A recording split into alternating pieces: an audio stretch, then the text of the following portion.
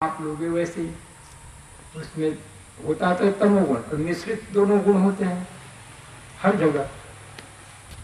तो प्रधान यदि निद्रा में आपका सत्वगुण है, अर्थात सत्वगुण को उसने दबाया नहीं है, सत्वगुण के साथ निद्रा है तमोगुण, तो वो निद्रा सुखदायक लगेगी। रजोगुण से युक्त है तो आप चंचल रहेंगे। यदि तमोगुण से ज्यादा प्रभावित है तो जड़ता आ जाएगी शरीर में। और योग अभ्यासी के लिए कितना होना चाहिए निद्रा? वो एक अलग विषय होगा। अभी तो एक प्रश्न का उत्तर हो गया कि आप जो पूछ रहे हो उसका वो अलग प्रश्न होता है। स्वामी जी जैसे 11 बजे सो कर आपने जो दिया था उसका सुन लो, पढ़ लिया, नहीं तो आप समझे कि शायद वापिस वैसे ही कर दी। और अभी आपकी स्थिति है उसके विषय में जो आप आते आते वहां बोल गई, मेरा घर में रहने का मन नहीं होता। देखो, ईश्वर परिधान बड़ी ऊंची कोटि का है। ईश्वर परिधान पर अपनी इच्छा समाप्त हो जाती, कोई इच्छा नहीं होती।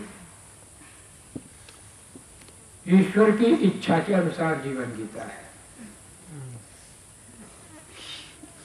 इच्छा मात्र यही होती कि ईश्वर की आज्ञा में रहूंगा, एक बस।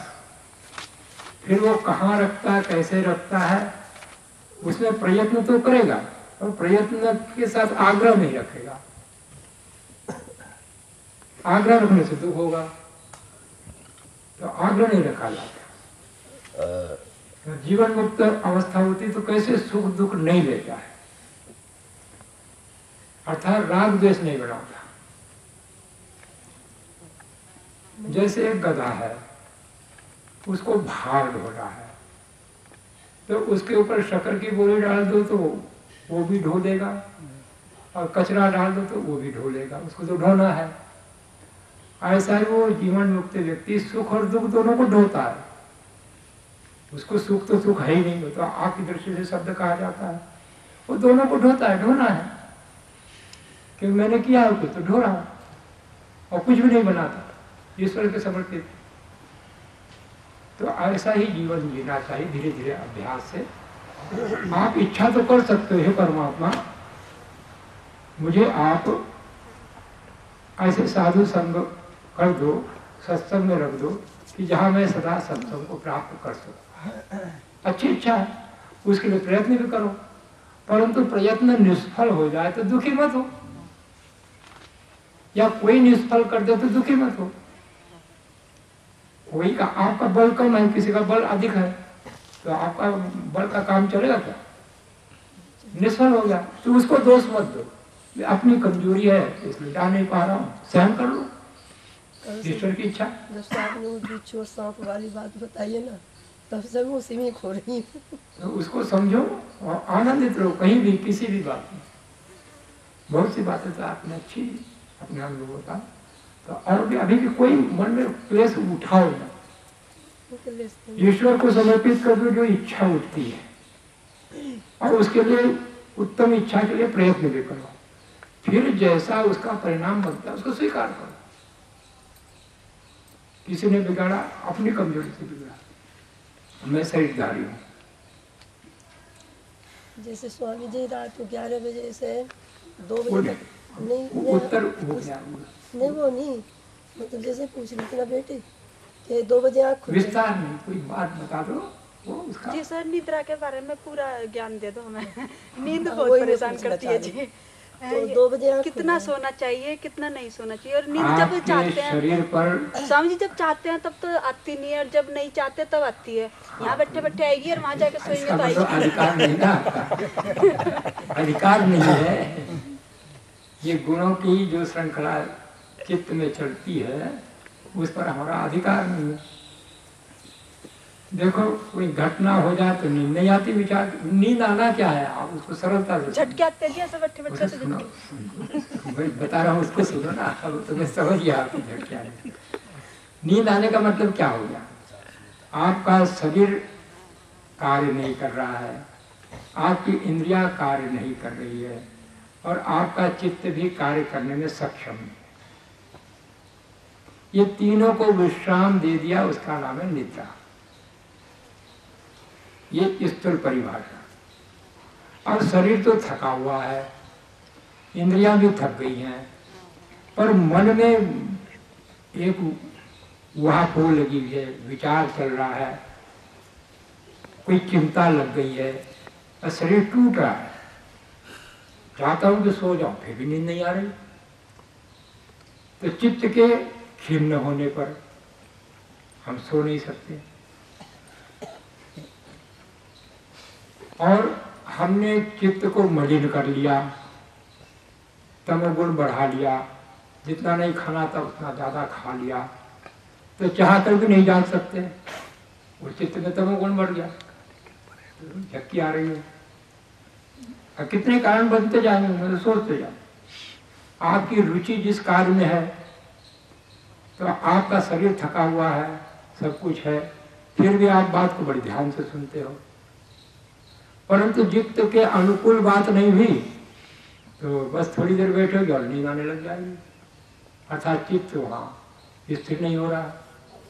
किसी को सत्संग में स्थिर नहीं होता, तमोगुणी रजोगुणी को, और किसी का तमोगुण रजोगुण में स्थिर नहीं होता, तो चित्त की अवस्था पे है ना, फालतू की बातें कर रही तो उसको वहाँ चित्त ही नहीं लगता, उसका टूट जाएगा। और सतगुण का किया तो सतगुण में लग जाएगा। योग अभ्यासी के लिए कितने तो उचित नींद का आना कितने कारण है और उचित कितना है फिर ये? उचित अपने शरीर पर से नाप तोल करना पड़ेगा। सामान्य व्यक्ति को 6 से 8 घंटा इतना पर्याप्त है। आयु के दृष्टिकोण से, शरीर की व्यवस्था से बढ़ाया घटाया जा सकता। अन्यथा 8 घंटा अधिकतम हो गया शरीर की अवस्था से, 7 घंटा उससे कम, 6 घंटा ठीक है, 6 घंटे पूरी हो जाती। योग अभ्यासी के लिए कितना? 6 घंटे। 6 घंटा। ऐसा हो सकता है कि एक ही घंटा सोए बस? नहीं, ऐसा नहीं हो सकता, उसको भी सोना पड़ेगा, कम कर सकता है। और वो चित्त को विश्राम करके बैठा है, इस समय भी चित्त को विश्राम दे दिया तो निद्रा का कार्य हो रहा है। उसके शरीर में शिथिलता नहीं आएगी, उसके इंद्रियों में दुर्बलता नहीं आएगी और मन भी प्रसन्न रहेगा। तो विश्राम वाली बात है, विश्राम। वो विश्राम आप अपने चित्त को कैसा करा लेते हो, क्या लेट कर कराते हो कि बैठ कर कराते हो, वो भी अलग अलग स्थितियाँ होती है, और विश्राम करना होता है। मैं भी यही पूछना चाह रही थी 11 बजे। अच्छा चलो। समाधि में भी तो नींद आ जाती है। आपको समाधि मालूम है बेटा, आपको समाधि में नींद आ जाए। जब ध्यान नींद आती है उसको समाधि नहीं कहते। जब ध्यान लगाते हैं जी, जब गहरी ध्यान में जाते हैं तो बोलते ध्यान हैं में नहीं नींद जाते आने। हो, वो तंद्रा में जाते हो। समझ बुद्धि जो प्राकृतिक पदार्थ है, एक द्रव्य है, और इसका भी जो है वृद्धि क्षय होती है। हाँ, तो जैसे जैसे आयु बढ़ती है हाँ। तो ये मतलब पूरा ज्ञान विज्ञान प्राप्त करने के बाद फिर भी हिरास की तरफ चली जाती है, ऐसा देखा गया शरीर के साथ। ये क्यों हो जाता है? आपने तो कह दिया उसका सब पूरी बात कि प्रकृति का पदार्थ है, उसमें होता है, वृद्धि क्षय होती है, तो उसके प्रभाव पड़ते हैं। नहीं, जब ज्ञान बढ़ गया, ज्ञान दो दृष्टि का, एक तो शब्द ज्ञान होता है, एक आत्मा का ज्ञान होता है। शब्द ज्ञान घटेगा, स्मृतियां घट जाएगी, उतना का उतना कंठ करके आप नहीं सुना सकते। आप जितना बालक का बुद्धि का स्तर रहता है वो स्तर अब नहीं बन सकता आपका। जितने 25 साल तक जो पढ़ा जाता है उस समय जितना बुद्धि में क्षमता होती है, वो कोई कहे कि मैं अब 80 साल का हो गया हूँ और मैंने कुछ नहीं पढ़ा, अब पढ़ूंगा, तो वो उतना ग्रहण करने का सामर्थ्य नहीं रहता। ये जीर्णता आती जाती है, क्षमताएं घटती जाती है। ज्ञान, जो ज्ञान बन गया आपको, आपके नाम का ज्ञान बना, एक मोटा स्तर, वो आप बूढ़े से बूढ़े हो जाए, आपका नाम आपको ज्ञान है। अब मैं हूँ ये तो जान ही रहेगा, तो मैं जिंदा हूँ ये तो ज्ञान रहेगा ना। और शरीर मतलब ज्ञान के स्तर की बात है, को कैसा सोचता है क्या? तो ज्ञान का स्तर एक अलग विषय है, ये अगर स्मृति का स्तर अलग है। बिल्कुल कुछ और काम ना करे और ना कहीं और किसी चीज में ध्यान करे, केवल अपना पढ़ने का ध्यान करे, तो भी वो पढ़ नहीं सकता। ऐसे नहीं, कोई अपना अभ्यास करते करते कोई बात आती है वो प्रश्न पूछो, ये चर्चा नहीं करते।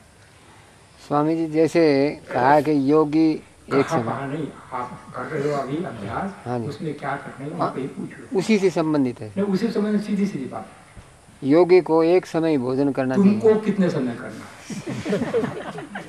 हमें योगी बनना है। नहीं, ऐसी बातें ना करो, ये चर्चा करो इसलिए आप नहीं ध्यान देना। अभी हम जो करना चाहते हैं इस समय वो तो आप करना ही नहीं चाहते। मेरे को 4 घंटा नींद आती, मेरे को 8 घंटा नींद आते, मैं योगी बनना चाहता हूँ, क्या ये 8 घंटा नींद मेरे लिए ठीक है? ऐसा पूछो तो बात कुछ करें उसका हाँ उत्तर। जी, वही तो पूछ रहे कि 24 घंटे में तो कितने कहते हैं आपका प्रश्न हो जाता, कितना सोना चाहिए, कितना खाना वो कहते हैं 6 घंटा, चाहिए और खाना 6 घंटा, 7 घंटा, 8 घंटा, बस उससे ज़्यादा आवश्यकता नहीं। ओ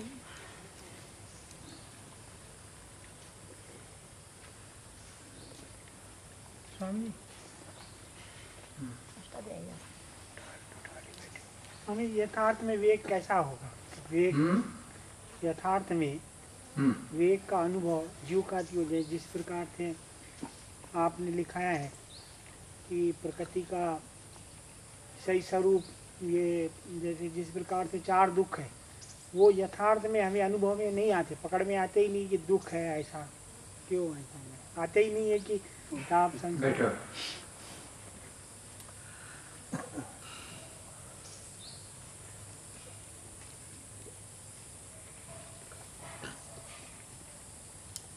पकड़ में कब आएंगे? जब आप उस ज्ञान को अपने में उपस्थित रखेंगे। आपके चित्त की चंचलता कब होती है ये आप जानते हैं। जिन पदार्थों में सुख लिया है ये भी आप जानते हैं। तो जिन पदार्थों में सुख लिया है, वो पदार्थ हो, व्यक्ति हो, परिस्थिति हो, कुछ भी हो, किसी देश में हो, किसी काल में, तो उसको देखकर फिर सुख भोगने की इच्छा जागृत होना, और वो जागृत हुई तो आप उस ओर बढ़ोगे कि नहीं बढ़ोगे? बढ़ेंगे। और उसमें कोई बाधा डालेगा तो आपको अच्छा लगेगा कि बुरा लगेगा? बुरा लगेगा। ये तो आप देख रहे हो, ये कहाँ का प्रभाव आ गया? वो सुख से उपजे राग की तृष्णा का प्रभाव है। तो वो सुख में ही आपका रजोगुण जो बैठा हुआ था वो अब खड़ा हुआ है, ये उसका प्रभाव है। क्योंकि सुख लिया तब नहीं दिखा, पर अनुमान प्रमाण से, वहां प्रत्यक्ष नहीं दिखा ना, अनुमान प्रमाण से इसके अंदर रजोगुण और तमोगुण दोनों स्थापित है, तीनों गुण ही रहते सदा। तो मैंने जब लिया था उस समय अनुमान से आप ये रखेंगे कि इसमें सतोगुण भी है, रजोगुण भी है, तमोगुण भी है। और सतोगुण को तो भोग कर लिया आपने, भोग कर लिया, फिर और उस भोग की इच्छा उठना और उसके लिए अशांति होना, तब प्रत्यक्ष हो गया कि वो जो अनुमान से ऋषियों ने कहा है कि उसमें रजोगुण था, ये उठा है, हो गया सही पकड़ में। उसके पश्चात आपको एक पकड़ में आ गया कि ये सत्वगुण में रजोगुण होता है, वो ऐसा परेशान करता है। अब आपको परेशान नहीं होना तो दोबारा नहीं लोगे, उस पदार्थ को नहीं लोगे। अब आपकी मूर्ता नहीं गई है, अभी तमोगुण का प्रभाव नहीं गया है, तो आप फिर ऐसा विचार करते हो ठीक है कभी कभी तो ले लेना चाहिए, इतने बार तो लिया हूं, क्या मेरा हानि हुई? कोई भी नहीं हुई, अच्छा जी रहा हूं, खा रहा हूं, पी रहा हूं, कोई रोग भी नहीं हुआ है। तो आपने फिर ले लिया, ये तमोगुण का प्रभाव है। पीछे जब हानियां उठा चुके और फिर भी आप ले रहे हैं तो ये तमोगुण का प्रभाव है। और उससे आगे होने वाली हानियों का बिल्कुल पता नहीं है। इसलिए ऋषियों ने कहा कि वितर्क बाधने प्रतिपक्ष भावनम। आप अब योगाभ्यास की इच्छा बना रहे हो, और योगाभ्यास की इच्छा बनाते हुए ये चाहते हो कि ये जो विषय है इनका मैं औषध के तुल्य उपयोग लूंगा, रस नहीं लूंगा इनसे, ये आपने निश्चय बना लिया। अब आपका पुराना अभ्यास है तो रस तो ले लोगे, आप ले लोगे तो फिर वो आएगा रजोगुण, वो उपस्थित होगा अशांति। तो आप उस समय, अब जब आपका धीरे धीरे स्तर बढ़ा ना, आपने देख लिया अशांति हो रही, मैं नहीं लूंगा, तो आप जबरदस्ती रोकोगे, नहीं लेना, अपने आत्मबल बढ़ता जाता है धीरे धीरे, नहीं लूंगा चाहे कुछ हो जाए, नहीं लिया। अब उस नहीं लिए वाले को रोक दिया। अब आप जब बैठोगे आसनस्थ हो करके, उस समय क्या किया करना चाहिए? रोक दिया और बाद में कुछ नहीं किया तो ये मतलब मैं जीत गया, जीता नहीं, उसको दबा दिया। जिस दिन वो बलवान हो जाएगा फिर मैं हार जाऊंगा। अभी जीता नहीं, वो छुप गया है एक तरह से। तो जब बैठोगे तो ऋषियों ने कहा उस ढंग से सोचो। वितर्क बाधने प्रतिपक्ष भावनम, जब ऐसे वितर्क आ जाए, फिर से लेने की इच्छा जगे, तो उन्होंने जो अपने शास्त्र में वर्णन किया है उस बात को बताते हैं। उन्होंने कहा कि देखो, एक श्वान होता है, वो मात्रा से अधिक खा लेता है और जब उससे वो सहन नहीं होता तो वमन करता है और उसमें उसको रस है, वो फिर उसी को खा लेता है। वो तो पशु है, उसको पता नहीं है, ज्ञान नहीं है, पर मैं तो ज्ञान पूर्वक इस रस को छोड़ा था, अब फिर वही कुत्ते के समान ऐसा नीच बन जाऊंगी, फिर खा लूं। ये वितर्क बाद में प्रतिपक्ष भावना ऋषियों की दृष्टि का। फिर अगली दृष्टि और सूक्ष्म कहते हैं, ज्ञान विज्ञान बढ़ेगा तभी तो बच पाओगे, तो कैसे बचोगे? जैसे लड़ाई किसी से आप लड़ते हो तो आपके पास 8 शस्त्र होंगे तभी तो जीतोगे, उसके पास ज्यादा शस्त्र है, आपके पास कम है तो मार खाता। तो इसी प्रकार ये है, उन कुसंस्कारों के अस्त्र शस्त्र और सुसंस्कारों के विद्या के अस्त्र शस्त्र, जब अस्त्र शस्त्र ये बड़े होंगे तभी तो हारेंगे। तो ऋषि कहते हैं, गहरी सूक्ष्म बात कहते हैं, वो कहते हैं हिंसा दया कृतकारित अनुमोदिता लोभ क्रोध मोह पूर्वका मृदु मध्य आदि मात्रा दुख अज्ञान अनंत फला। वे पूरा यहाँ से वहां तक आपको विवेचन बता रहा है, क्या क्या कैसे कैसे होता है। एक तो उन्होंने 5 यमों को लेकर वहां पर बात कही है, तो हिंसा वाले एक को लेकर बता रहा है। मान लो आपने कहा कि मैं अब अहिंसा व्रत का धारण करूंगा और किसी ने अकारण आपको कष्ट दिया, तो आपने कहा अभी इसको तो मैं कष्ट दिए बिना नहीं रहूंगा, तो हो गया कृत, मैं मारूंगा। अब आपकी शक्ति कम है, आप मार नहीं सकते, आपने कहा मैं पहलवान को लाऊंगा और उससे मारो, ये हो गया कारित। फिर आपको कोई पहलवान भी नहीं मिला, ना आप मार पाए, फिर किसी कारण से और किसी ने उसको मारा, आपने बहुत बढ़िया अच्छा किया, ये हो गया अनुमोदन। कृतकारित अनुमोदिता लोभ क्रोध मोह पूर्व का, लोभ के वशीभूत होकर ये काम करना, क्रोध के वशीभूत होकर काम करना और मोह के वशीभूत होकर काम करना, 9 प्रकार की हिंसा हो जाएगी। फिर मृदु मध्य अधिमात्रा, थोड़ा सा, थोड़ा मध्यम और अधिमात्रा, अधिक, उसकी टांग हाथ तोड़ दी। तो इस प्रकार से पूरी गिनती करके 81 प्रकार की। और फिर वो आगे कहते हैं दुख अज्ञान अनंत फला, आप जो हिंसा आदि कर्म करोगे उसका फल दुख, और जब दुख भोगता है आदमी तो उसका क्या होता है, अविद्या की बढ़ती हो जाती है, अज्ञान बढ़ जाता है, और जब अज्ञान बढ़ेगा फिर उससे कर्म करेगा, फिर दुख भोगा, फिर अज्ञान बढ़ा, तो अनंत फला, कभी भी जाल से छूटना नहीं है। इतनी बड़ी विचार शक्ति चाहिए। अब देखो, अभी तक आप आए हो तब से, और पहले भी बहुत स्टूडेंट है, आपको अपने शरीर पर अधिकार है क्या? नहीं। अब शरीर पर नहीं अधिकार है, इंद्रियों पर अधिकार नहीं, चित्त पर कैसे कर लोगे? कोई दृढ़ता लानी पड़ेगी ना। बिना दृढ़ता से सुनने से ऐसी बातें पूछने भर से काम नहीं होगा। अपने को भीतर कटिबद्ध करना पड़ेगा, नहीं मैं नहीं लाऊंगा, देखूंगा क्या होगा। ऐसे संकल्प करके कुछ बातों पर अधिकार करना पड़ेगा, उसके बाद ये सूक्ष्म बातों पर अधिकार बनेगा। अनेकों बार सुनोगे फिर भी वहां असफल हो जाओगे। तो एक एक अधिकार पर बना करके आगे बढ़ता है व्यक्ति, तो वहां भी अधिकार आ जाता है।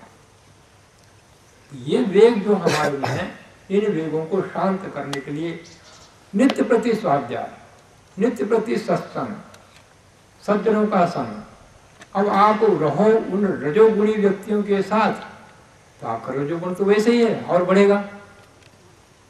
तो आपकी सुरक्षा तो आपके हाथ में ना, कैसे हमें रहना है, कैसों के साथ बोलना है, क्या पढ़ना है, क्या नहीं पढ़ना है, तो ये आप निर्णय करके निश्चय बनाओगे। उसका निश्चय बना लो भाई, 2 साल के बाद, 3 साल के बाद, 4 साल के बाद, 5 साल के बाद, बस उसके बाद तो फिर मैं नहीं करूंगा। ये वानप्रस्थ का मतलब होता है पुनर्जन्म, और बिना पुनर्जन्म हुए आप आगे बढ़ नहीं सकते। उसी जन्म के साथ रहोगे तो फिर कैसे आगे बढ़ोगे? फिर वानप्रस्थ ऐसा कच्चा मच्चा ले लिया, फिर भी मेरा बेटा का बीमार पड़ा है, मैं नहीं देखूंगा तो कैसा होगा? फोन आ गया, बातचीत कर ली, तो उसके लिए परिश्रम करना पड़ेगा, पुरुषार्थ करना पड़ेगा, नियम बनाने पड़ेंगे, योजना बनानी पड़ेगी, तब धीरे धीरे काम होगा। सुनने को कोई व्यक्ति सुन सकता है, पढ़ सकता है, थोड़ी देर के लिए उत्तेजना हो सकती है, उसको स्थिर करने के लिए बहुत पुरुषार्थ करना पड़ेगा। तो करोगे तो हो जाओगे। आने की इच्छा है, आते हो जाते हो, कुछ तो कर ही रहे हो, और उसमें और दृढ़ता लाने को पकड़ में आ जाएगी। पकड़ तो हमने बता दी, अब उस पर काम करना आपका काम है।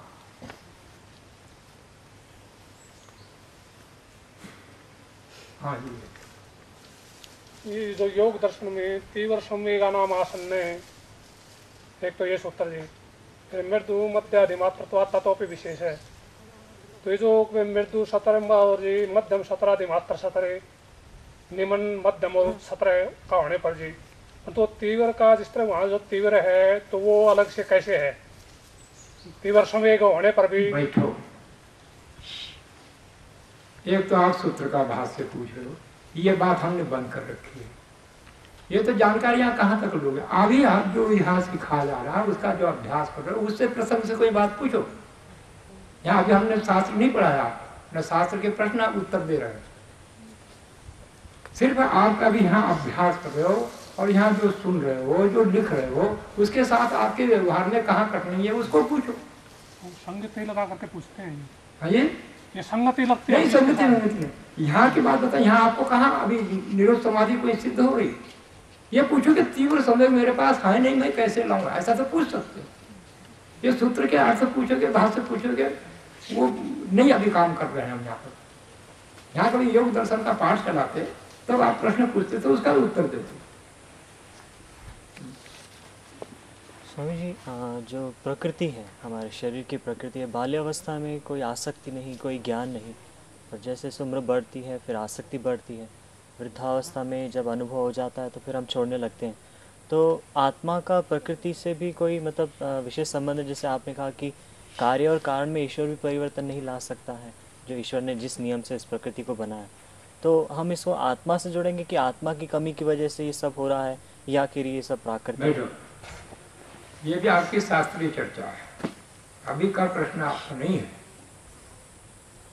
बात बता दी, शास्त्रीय चर्चा करनी हो तो 2 टुक बात है। आत्मा तो नित्य शुद्ध पवित्र निसंग निर्विकार, बस बात ही खत्म हो गई, एक ही बात होगी। और प्रकृति के जो गुण है वो गुण है। अविद्या के कारण आत्मा अपने को प्रकृति का स्वरूप मानता है।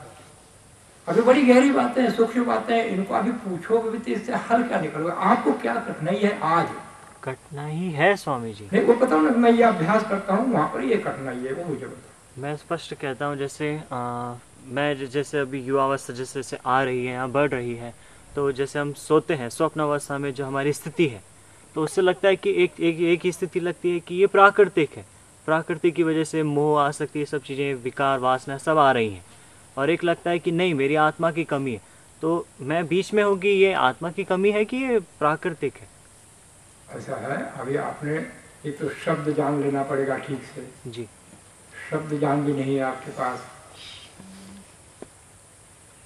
कमियां सब चित्त में है। आज पूरा हम धीरे धीरे धीरे धीरे लाकर पूरा बता दिए। आप पकड़ो उसको, उसमें रहो, उसका रमण करो। संसार बाहर से लेकर भीतर तक चित्त पर आ गया, और चित्त और आप हो जी, सीधी बात। अब ऋषियों ने कहा कि चित्त की एकाग्र अवस्था होती है तब आपको अपना स्वरूप ज्ञान में आता है। इसका मतलब क्या, आप अभी वो स्वरूप वाले नहीं हो जो हो। वो ही स्वरूप है जो सा स्वरूप आपका है, वो आपके ज्ञान में कब आएगा, जब चित्त संप्रज्ञात समाधि की अवस्था को प्राप्त करे। जी। तो प्रयत्न तो वहां करना है। ऋषि ने तो कह दिया कि जीवात्मा का स्वरूप ये है, और प्रकृति का स्वरूप ये है, और अविद्या का स्वरूप ये है।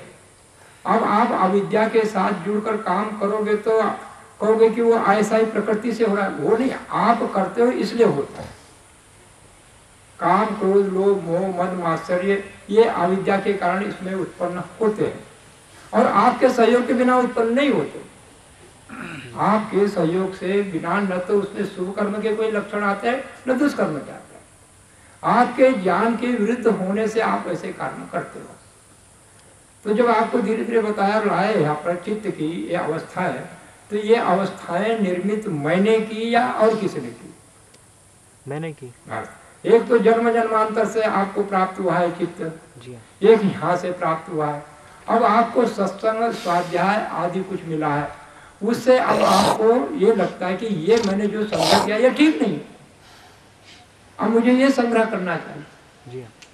तो आप उस संग्रह करने के लिए, जब से अभी पद्धतियां बता रहे, वो संग्रह करने के कार्य को करोगे, शरीर के स्तर पर, इंद्रियों के स्तर पर, चित्त के स्तर पर, और तीनों के स्तर पर करते हुए वो जो आप जिनको हटाना चाहते हो, जो विषय तृष्णा, काम, क्रोध, लोभ, मोह, मद, मात्सर्य, पहले तो इनको कैसे बनाए उसकी विद्या को सीखना पड़ेगा, और वो आपके पास है। जैसे हमने यहाँ आप बहुत सिखा दिया है, उसको समझो। हमने कहा भाई आप आत्मा और परमात्मा ने प्रवेश कराया है, तो आपको उसके साथ हमने सिखाया भाई देखो आप ये नाम और ये शरीर नहीं हो। जी। तो उसको क्रियात्मक रूप से आपको पीछे ले गए और गर्भ में गए, और गर्भ से आपने वहाँ विचार किया, वहां तक का ले लिया। अब एक आपका हुआ कि मैं तो आत्मा हूँ, मैं शरीर नहीं हूँ, और शरीर परमात्मा ने दिया है। पिछले जो मैंने क्लेश मूल के कर्म किए थे, उनका जो बचा हुआ कर्माशय था, उसके कारण ये जाति आयु मिला है। जी। अब तो विद्या के साथ बातें करने की आपके साथ। जी। अब मैं चाहता हूँ कि इस चित्त से पूर्ण मुक्ति मिले। जी। तो पूर्ण मुक्ति का मतलब हुआ मेरी वासनाएं समाप्त हो जाए। जी। तो वासनाएं कब समाप्त होगी? जब अविद्या हटेगी तब। अविद्या के पीछे हटे बिना आपकी वासनाएं समाप्त नहीं हुई, क्योंकि वासनाएं कभी प्रभावी होती हैं जब अविद्या होती है। अविद्या नहीं तो वासना नहीं कर सकती था। जैसे बीज हो, और यदि भूमि न मिले, प्रकाश न मिले, वायु न मिले, ये सब उसकी चीजें न मिले, तो वो कभी फलवान नहीं हो सकती। नहीं हो। इसी प्रकार आपके चित्त में जो आश्रय है वासनाओं का, उसके कारण आलम्बन प्रभाव करते हैं। जी। तो मुझे वासनाओं के परिणामों को देखना है। वो परिणाम आपको दिखाया कि परिणाम ताप संस्कार गुण वृत्ति दुखम में सर्वम विवेकी न। यदि मैंने इन वासनाओं की पूर्ति करता रहा तो इनके ये एक फल बनेंगे, और ये एक फल बनेंगे। वो पूरा क्रम से आपको समझाया, दिखाया, अभ्यास कराया। उसको देखो, और देखोगे तो फिर आपके चित्त में प्रक्रिया बदलेगी। क्या प्रक्रिया बदलेगी? जो विषय की वो आसक्ति है, वो आसक्ति शिथिल बनेगी। पहला प्रभाव। जी। अभ्यास को करते करते उसके ऊपर अधिकार आ जाएगा। जी। जब अधिकार आ जाएगा तो आगे बढ़ोगे, और उस चित्त को एकाग्र अवस्था में लाओगे। जी। उनको प्रसुप्त अवस्था में ले लिया जाए। उदार, विच्छिन्न, तनु, प्रसुप्त, सब पूरी विद्या है। तो ऐसे शून्य से विद्या नहीं आ जाएगी। तो विद्या के एक गुण को कैसे धारण करना, उसको पकड़ना। तो वो जब प्रसुप्त अवस्था तक आ जाता है, तब वो चित्त संप्रज्ञात समाधि को प्राप्त होता है। आनंद समाधि के ऊपर फिर वो ध्यान धारणा समाधि के द्वारा वो संयम करके फिर जीवात्मा के अपने स्वरूप को जानने की इच्छा रखता है। तब वो अपने स्वरूप को जानता है। अब उसके पास उन वासनाओं पर पूर्ण अधिकार करने का सामर्थ्य आ गया। जी। ये है।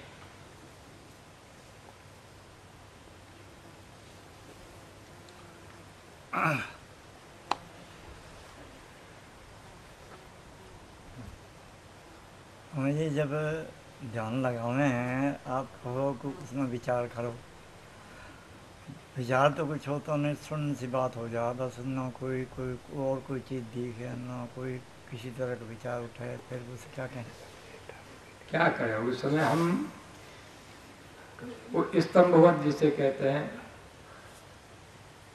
शून्य से हो गए, हमने विचार नहीं उठ रहे हैं, तो अभी काम तो कुछ नहीं हो रहा। आपने घर में एक जगह जाकर के बैठ गए, तो आप घर का न तो सामान बदल रहे हैं न नया ला रहे हैं, बैठे हैं, और जब उठोगे तो वैसे वैसे घर मिलेगा।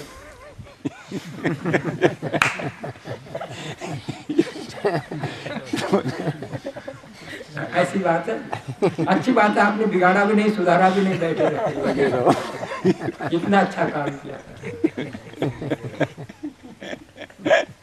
कुछ लोग ऐसे करते हैं स्वामी जी की नहीं स्वामी जी एक बोलो फिर, जैसे अभी स्वामी जी ने कहा है। अच्छा चलो मैं कहता हूँ, फिर निर्विचार किसको कहते हैं? निर्विचार का अभी नहीं समझोगे निर्विचार, अभी विचार को समझो पहले। वो तो वही तो करो, ये प्रश्न उत्तर मत करो। शून्य हो जाते हैं तो निर्विचार कहेंगे उसे? नहीं, उसको नहीं निर्विचार कहते, यही तो, उसको स्तब्ध हो गया बस, अंदर आत्मा का प्रकाश दिखाई देता है जी। उसको निर्विचार नहीं कहते। विज्ञान पूर्वक विचारों को स्थगित कर देना, वासनाओं को अपने अधिकार में कर लेना, और जिधर विचार ले जाना है उधर ले जाना है। एक स्थिति बताई ना, जैसे हमने जो श्वास प्रश्वास पर आ गए, ये निर्विचार स्थिति यदि मोटे स्तर पर लेना चाहो तो मन से काम ही नहीं कर रहे। उसके पश्चात विचार अपनी दिशा के कराना, अर्थात इच्छित दिशा में चित्त को काम लेना। उसके बाद जो समाधियां है वो एक अलग पक्ष है। वो निर्विचार समाधि का मतलब क्या हुआ, सविचार का क्या हुआ, सबीज का क्या है, निर्बीज का क्या है, वो पूरा समाधियों का विवरण है अलग। अभी आप अपने इधर के पक्ष को सोचो, विचारो, काम करो, और उसमें कठिनाई है उसको पूछो। अभी आपने अपने को देखा क्या कि मेरे पास क्लेश कितने हैं, कौन कौन से क्लेश है, मैं अस्मिता से रोगग्रस्त हूं कि नहीं हूं, इसको पकड़ो। मैं मेरे पास चलता है कि नहीं चलता है, मैं जब जीवन में चलता फिरता, खाता पीता, उठता बैठता, क्या मैं शरीर बन के रहता हूं कि मुझे ऐसा ज्ञान रहता है मैं आत्मा हूं?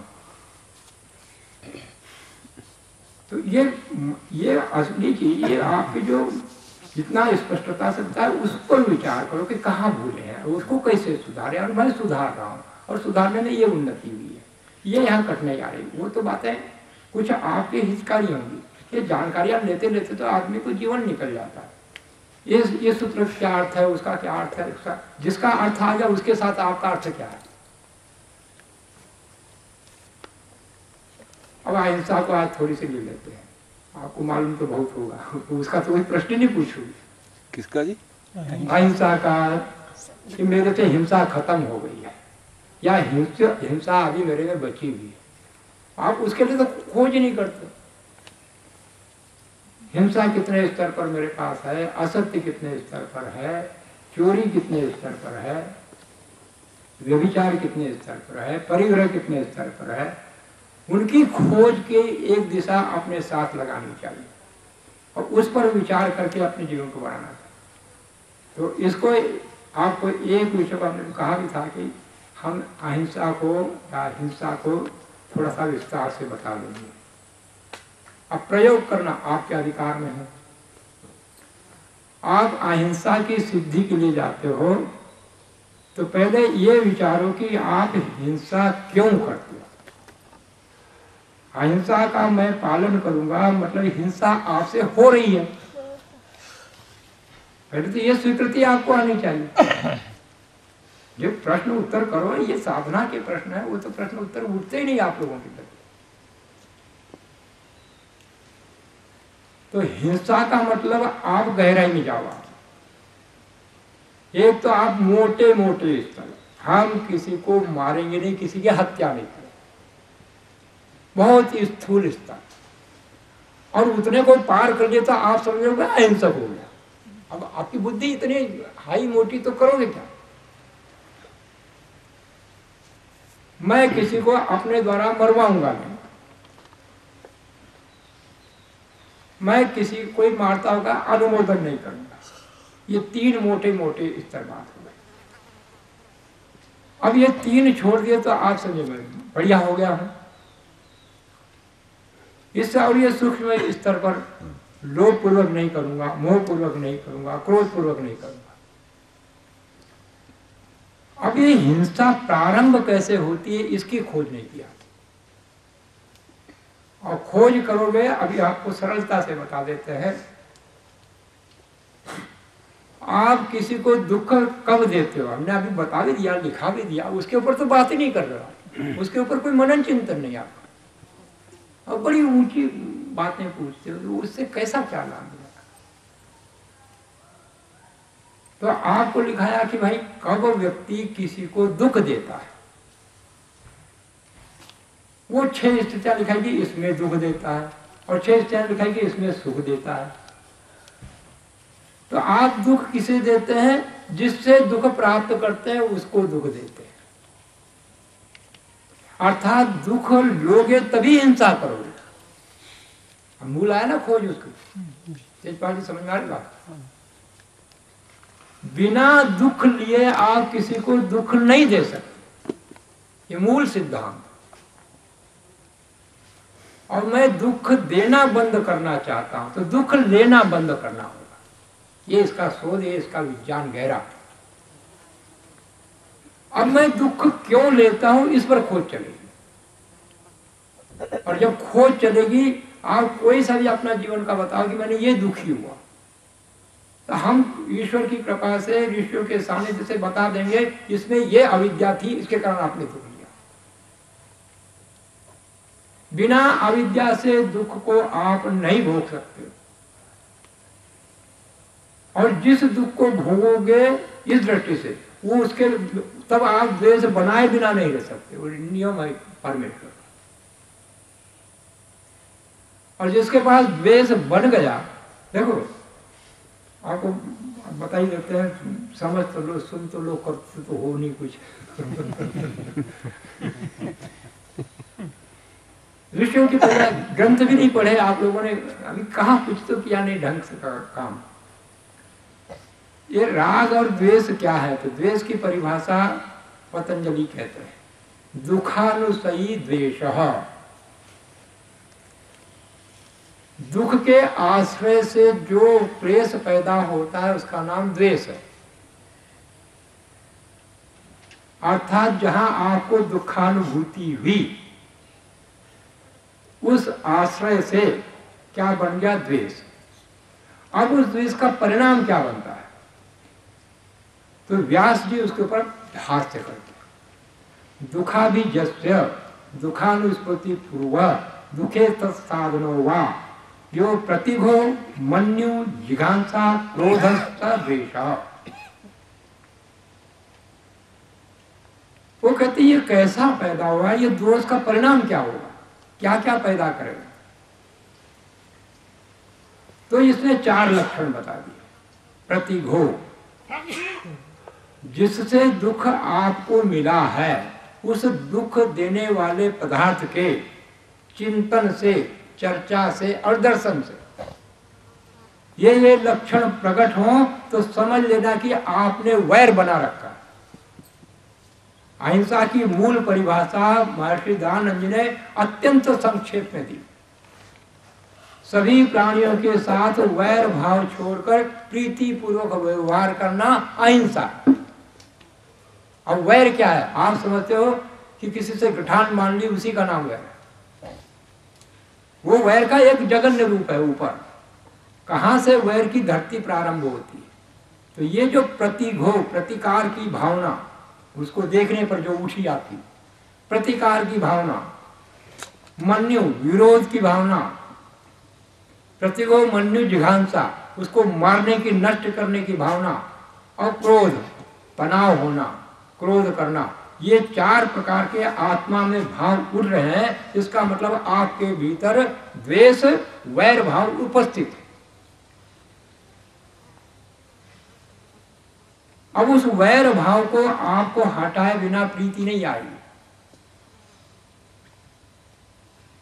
तो वो दुख जो आपने लिया है उसका अनुसंधान करना पड़ेगा कि मैं दुख न लूं। एक तो हो गया दुख न दूं, मोटा स्तर, इतने तक भी पहुंच जाओ तो अच्छी बात है। अब आप योग में गहराई में घुसना चाहते हो तो मैं दुख न लूं, क्योंकि दुख लूंगा तो दुख दूंगा। अब आप दुख देने की बात नहीं होगी, आप सज्जन हो गए, अच्छे व्यक्ति हो गए, दुख किसी को नहीं दे रहे, पर कोई दुख न दे ऐसा क्या हो सकेगा? फिर क्या करोगे? ये प्रश्न तो उठाते ही नहीं, ये प्रश्न तो आता ही नहीं। अभी तो आप दुख देने में ही हो काम, और आप अपने किसी को भी दुख देते हो उसको पूरा न्याय युक्त मानते हो। उसने ऐसा क्या, इसलिए मैंने ऐसा क्या, उसने ऐसा क्या, आपके पूरे अपने बने भी है हिसाब पूरा। तो ऋषि वो कहते हैं कि जब ये पार हो जाए कि आप किसी को दुख न दो, अब आपको कोई दुख देगा तब क्या होगा? कभी उसके दिए हुए दुख को ले लिया तो फिर आप दुखोगे नहीं, दुख दोगे। ये गणित है। उस दुख से प्रभावित न होना, द्वेष न बनाना, बड़ी उच्च कोटि की अंतिम स्तर है जब वो व्यक्ति निष्काम कर्म प्रभु के सानिध्य में लग जाता है। उसके पहले तक आप एक ही काम कर लो, नहीं मैं किसी को अपने द्वारा दुख नहीं दूंगा। अब किसी के द्वारा जो दुख मिलता है आपको, अब उसमें का कोई एक उदाहरण कोई बताए कि हमको ये दुख मिलता है, उसके साथ क्या करें? बताओ देवमुनि। कोई हमारे अनुकूल नहीं चलता समझ। आप देवमुनि आप बन गए? नहीं, हम तो ये सोचते हैं जी कि उसमें हम उसको सहन कर लें, उसे बर्दाश्त करें। अगर कोई हमसे बर्दाश्त कैसे करोगे? वो तो इकट्ठा हो जाएगा। नहीं, अब क्षमता पैदा करें धीरे धीरे। ऐसे नहीं क्षमता होती। तो आप बताओ जी फिर कैसे करें? हाँ, ऐसे नहीं होती, वो इकट्ठा होता रहता है, इकट्ठा होता रहता है, कहीं ना कहीं भी निकलेगा आपका। तो दुख जो लेते हैं वो दुख का मूल कारण ढूंढना पड़ेगा। ये दुख मैंने क्यों लिया? उचित अनुचित आपके पास जो संग्रह है, आप कैसे सोचते हो, कैसे जीवन जीते हो, उसको समझो। एक दुख होता है जो उचित रूप से कोई देता है, शिक्षा के रूप में, वो आप स्वीकार कर लेते हो। पर जब अनुचित देता है तब स्वीकार नहीं होता, क्योंकि आपने अपना चित्त का शोध नहीं किया। कभी न कभी आप भी ऐसे होंगे जब अनुचित प्रकार से किसी को दुख दे देते होंगे। शोध तो यहां से किया जाएगा, अनुचित प्रकार का दुख कैसे देता है व्यक्ति, और आप उसको देखने लग जाओगे तो समझ में नहीं आएगा। आपने भी जीवन में कभी न कभी ऐसा किया होगा जब वो अनुचित प्रकार से दुख दिया हो। कोई बचपन की घटना ले लो, कहीं की भी घटना ले लो, और आपको आ जाएगी पकड़ में बात। तो आपको पकड़ में आ जाएगी कि जब मेरे में बुद्धि कम होती है, अज्ञान होता है, तब मैं अनुचित काम कर लेता हूं। आपको पकड़ में आ जाएगी अपनी पूरी खोज। कितनी घटनाएं अपने भीतर, आपको अपने भीतर अपना काम नहीं करते हो। उन अनेकों घटनाओं के यदि आपने उसको ठीक से विश्लेषण करके देख लिया तो किसी ने मुझे दुख दिया है, आज तो उसके पास अज्ञान होगा, पकड़ में आ गई। अब द्वेष नहीं बनेगा। अंधा व्यक्ति टकरा गया तो आपको क्रोध नहीं आएगा, पर जब तक मालूम नहीं तो क्रोध रोक नहीं पाएगा। आप अपने स्थान पर खड़े हैं, पीछे से कोई व्यक्ति आया और आप एक चिंतित अवस्था में, उद्विग्न अवस्था में, वो एकदम से धक्का लगा, तो आप धक्का लगोगे तो उद्विग्न हो जाओगे कि नहीं हो जाओगे? हो जाएंगे। क्रोध आ गया, परंतु आपने देखा कि वो तो अरे सूरदास है, अब वो क्रोध रहेगा क्या? नहीं। तो इसका मतलब क्रोध आया कहां से? अज्ञान से, और गया कहां से? ज्ञान से। तो आपको जब भी ये दुख भोगते हो तो अज्ञान ही प्रभावित होता है आपका। अब आप अपनी इस इंद्रियों के सहारे तो ऐसा तो देख लेते हो, शरीर के सहारे भी देख लेते हो। एक लंगड़ा व्यक्ति आपके बराबर नहीं चलता तो आपको क्रोध नहीं आता, नहीं लंगड़ा है कैसे चलेगा, क्योंकि ये दिख रहा है बाहर। ये भी बाहर दिख रहा है आंख, पर आप बुद्धि भी अंधी होती है, लंगड़ी होती है, इसका शोध नहीं किया आपने। अपनी बुद्धि को पूरा यहां से वहां तक परख लो, दूसरे की बुद्धि पकड़ में आ जाएगी। जो चित्त की अवस्थाएं अपनी पकड़ में आ जाएंगी उनको सुधार लोगे, उसके पश्चात दूसरे की चित्त की अवस्था आपको पकड़ में आ जाएगी, और आ जाएगी तो वो वैसा ही दिखेगा, वो अंधा है, लंगड़ा है, कोई है। अब आपको द्वेष नहीं बनेगा, और उसके साथ उपकार की भावना से काम करोगे, इसकी बुद्धि को ठीक कैसे करो, तब जाके अहिंसा में प्रतिष्ठित हो। सबसे वैर भाव छोड़कर प्रीति पूर्वक व्यवहार करना। अब उसके साथ प्रीति होगी आपको, और कैसे सहानुभूति से, संवेदना से उसका मैं उपकार कर सकता हूं, वो करेगा। ये ऐसा देखना चाहिए कि मैं किस कारण दुखी होता हूं, क्योंकि दुखी हुए बिना मैं किसी को दुख नहीं देता। तो आपने एक अच्छे स्तर पर काम किया, किसी को दुख देना बंद कर दिया, नहीं दे रहे हो, आप सज्जन हो गए, अच्छे हो गए, आप ऐसा समझ गए। और किसी दुष्ट ने दिया, हमने बता दिया, अभी परिभाषा में बता देते हैं सब, पर वो आपका चित्त अभी वो पकड़ने में समर्थ नहीं हो रहा है। जब हम जो आसमान दृष्टि हम वयम दुष्मस्तम वो जम्बे धर्म, ये मंत्र 6 बार बोलते हैं, और महर्षि दयानंद जी ने उसका भावार्थ लिखा है कि मैं किसी सज्जन को या दुर्जन को जो दुख दिया हूं वो अज्ञान के कारण दिया हूं, और किसी ने मुझे दुख दिया है वो भी अज्ञान के कारण। अब मैं इस अज्ञान को ही छोड़ता हूं कि न दुख लूं न दुख दूं। ये अहिंसा की सिद्धि के लिए काम करो। बाकी आपकी ये भी 4 जो और है ना यम, उनमें भी ऐसा ही सत्य, आप छोटा मोटा सत्य को लेकर पकड़ते हो, इसलिए असत्य छूटता नहीं। सत्य क्या है? संसार के पदार्थों में 4 प्रकार का दुख मिला हुआ है। अब जब आप सुख, जिन विषयों से सुख प्राप्ति होती है, क्या झूठ बोलकर उन विषयों को लोगे सुख के लिए? और लेते हो कब तक? जब इस सत्य का ज्ञान नहीं होता तब तक कि ये सुख 4 दुखों से मिला हुआ है, ऐसा नहीं दिखता, इसलिए झूठ बोलकर भी सुख ले लेते हो। है मूल कारण कहाँ है? कहाँ आप भंग करते हो? इसी प्रकार दूसरा भी है, अस्त्य चोरी। चोरी भी वहीं की जाती है विषयों के लिए, क्योंकि हमने सही दृष्टि नहीं रखा। ऐसा ही व्यभिचार है, ऐसा ही परिग्रह है।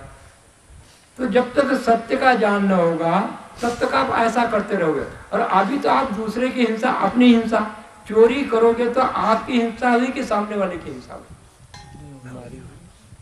उसकी तो हुई, पर आपने अपना आत्मा का हनन कर लिया। जानकार व्यक्ति जब देखेगा तो समझेगा। सूर्या नाम ते लोका अंधेन संसावता पास्ते प्रीत्या विगच्छन्ति एके चात नैनो जना। जो व्यक्ति ईश्वर की आज्ञा को सुनता भी है, पढ़ता भी है, बोलता भी है, लिखता भी है, पर उसका अनुकरण नहीं करता, वे ऐसे लोगों को प्राप्त करते हैं जिसमें अंधकार होता है। अब आप समझो, कोई पौराणिक विचार समझाओ कि ऐसे अंधकार वाले लोग होते होंगे। वो अंधकार का लोग कहाँ है? जहां विवेक पैदा नहीं कर सकते। नीचे जितने पशु योनियां, पक्षी, जितनी भी और योनियां मनुष्य चालक लोग हैं, वो सब अंधकार वाली योनियां हैं, क्योंकि इसमें विवेक जागृत नहीं हो सकता। जब आपको ऐसा ज्ञान बनेगा कि ये मनुष्य शरीर है, आप मुझे यहाँ विवेक प्राप्त हो सकता है, तो विवेक पर सब बल लगाओगे, और विवेक पर बल लगाया तो आप आगे आने वाली विपत्तियों से सब ठीक हो जाओ। फिर यम नियम आपके पालन करने में सहजता, स्वाभाविकता आ जाए। तो अधिक जोर लगाओ विवेक पर कि विवेक मेरा ठीक हो जाए, और इधर भी लगाओ, दोनों तरफ से बल लगा करके साधना की गति को बढ़ाना चाहिए। सब पशुओं में स्वामी जी तमोगुण होता है? कौन सा गुण? स्वामी जी कई विद्वानों में देखा है अभी द्वेष। भाई ये बातें नहीं छोड़ो, जी द्वेष पर आती है जी। आप अपनी कोई समस्या वाली बात पूछो, विद्वानों को देखा, बहुत देखा, द्वेष देखते रहो। द्वेष की बात है। अब उनको क्या उनको करना है? द्वेष आता है जी, ये क्यों आता है? आपको आता है? आता है जी, मेरे को भी आ जाता है। क्या द्वेष आता है बताओ ना। द्वेष दुख होता है ना, वही बताओ ना। द्वेष ऐसे आ जाता है जी, किसी की बात है मेरे को उससे तो राग है और किसी से द्वेष हो जाता है भी, जब उसकी कोई वो करता है ना जी आपस में, वो फिर द्वेष आ जाता है भी, उसकी बात की ये भी क्यों वो करता है। किसी से मोह होता है जी, उसकी अगला दूसरा आदमी उसकी वो करने लग जाता है कुछ बात, द्वेष आता है जी उस बात पर। हाँ तो द्वेष क्यों आया? मोह के कारण। हाँ मोह हट जाए तो द्वेष भी हट जाए। मोह क्या? विरुद्ध ज्ञान। देखो आप जो कहते हैं आपको भाव तो मैं समझ गया क्या कहना चाहते होंगे। नहीं वो तो समझ गए भी, वो ऐसे असर पड़ जाता है ना जी भी, जब विद्वानों में भी आता है भी, अपने में तो फिर बुद्धि कम है, अपनी तो आ जाता है। ऐसा वही तो मैं अब समझ गया ना। स्वामी सरस्वती जी अपना जीवन का एक उदाहरण बताया था। आज समाज में कहीं गए तो आके अच्छे सज्जन लोगों ने पूछा, महाराज ये विद्वान लोग ऐसा आचरण करते हैं, बड़ा दुख होता है। उन्होंने कहा भाई आप उनको विद्वान क्यों मानते हो? विद्वान तो वो होता है जो क्रियावान होता है, और ये क्रियावान नहीं तो विद्वान नहीं, विद्वान नहीं तो क्रियावान नहीं, और क्रियावान नहीं है तो उसमें आपको काय को मन को दुखी होना। हमारी मान्यता उल्टी हो गई। हम समझे कि जिसको शब्द ज्ञान हो गया, बढ़िया भाषण दे लेता है, उसको योगी होना चाहिए। सही। तो अविद्या तो अलग चीज है, वो तो उसके साथ जो काम करेगा वो हटाएगा। तो आपने उस व्यक्ति की सही पहचानने की और अपनी मान्यता के अनुसार उनको देखने की इच्छा रखी। उस अविद्या के कारण आपको क्रोध या द्वेष बना और दुख लिया।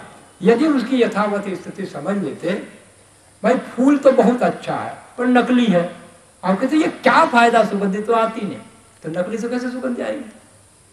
अब आप गुस्सा करो तो आपकी बुद्धि कम है कि वो फूल की बुद्धि। तो अपने को अपनी वही देखना चाहिए। ये देखने वाली बात है कि हम ये देखें कि हमने कहाँ मिथ्या ज्ञान उपयोग में कर लिया, कहाँ मेरी ना समझी है, उसके कारण दुख ले लिया, तो वो फिर हटता जाएगा। भाई कोई व्यक्ति पढ़ लेने से, लिख लेने से, बोल लेने से क्रियावान हो जाए ऐसा नहीं है। इसलिए उपनिषदों ने कहा न आयम आत्मा प्रवचने न लभ्य न मेधया न बहुना श्रुतेन यम एवेषु वृणते तेन लभ्य तत्तेषु वृणते तन्म श्यामो। ये आत्मा की उपलब्धि, आत्मज्ञान मात्र खूब सुनने से प्राप्त नहीं होता, न को पढ़ने से प्राप्त होता, न बड़ी बुद्धि की चतुराई से प्राप्त होता। ईश्वर की कृपा जिस पर होती है उसी को प्राप्त होता है। ईश्वर जिसे वर्ण कर लेता है, उसके आगे का जो और है उसको पढ़े बिना व्यक्ति ऐसा समझता है कि ये सब तीनों काम सफल नहीं है। वो तीनों काम सफल है, सुनना भी चाहिए, पढ़ना भी चाहिए, बताना भी चाहिए, बुद्धि में भी चतुरता होनी चाहिए। पर वह आगे जो कहते हैं कि कैसा व्यक्ति उस परमात्मा को उपलब्ध नहीं होता, क्या कमियां उसमें होती है। जो व्यक्ति अपने भीतर के मल को नहीं निकालता, मन को शुद्ध पवित्र नहीं करता, जिसके चित्त में चंचलता रहती है, जिसने अभी अपना लक्ष्य निर्धारित नहीं किया, ऐसे व्यक्ति को परमात्मा की कृपा की प्राप्ति नहीं होती। उसको मोटे बाहर उदाहरण से समझो। एक व्यक्ति कुछ लेना चाहता है अपने पात्र में, घड़ा ले लो, पानी भरना चाहता है और झरने से बिल्कुल शुद्ध जल आ रहा है, वो प्रभु कृपा समझ और आप लेने वाले समझ। आप वहां घड़े का मुख नीचे कर दिया, पेंदा ऊपर रख दिया और रख दिया। उसके बाद उठाओगे जब भी तो खाली मिलेगा या भरा हुआ मिलेगा? ये अपने पात्र की कमी है। परमात्मा की कृपा तो सतत चलती है। अपनी पात्रता की कमी के कारण हमें वो कृपा नहीं मिल रही। अब आपको ये ज्ञान बन गया कि भाई मैंने उल्टा रखा था इसलिए पानी नहीं भरा, अब आपने सीधा रख दिया, पानी भर गया, पर उसके बेंदे में छिद्र है। अब ला करके रखोगे तो पानी टिकेगा कि नहीं टिकेगा? फिर अपने पात्र में कमी होगी। आपने छिद्र भी ठीक कर लिए, उसको सीधा भी रखा और भीतर से साफ नहीं किया और रखा, तो पानी जब लाए तो मलिन पानी हुआ, तो वो भी काहे की कमी है? अपने पात्र की। तो अपने में कमी है, उन कमियों को दूर करना परमात्मा की कृपा को प्राप्त करना है। बोलना भी, सुनना भी, लिखना भी, पढ़ना भी, सब कुछ करना, पर अपने चित्त को शुद्ध न किया तो परमात्मा की कृपा की प्राप्ति नहीं। जो भी ऐसा करेगा, ना अविरतो दुष्चरितान ना शांतो ना समाहित ना शांत मनसो गापी प्रज्ञा वा आपने वा। ये फिर वो कठ ऋषि अपने अगली बात में कहते हैं, ना अविरतो दुष्चरितान, जो जो दुष्चरित्र हैं उनको जब तक व्यक्ति नहीं त्यागता है तब तक परमात्मा की कृपा को प्राप्ति नहीं कर पाता।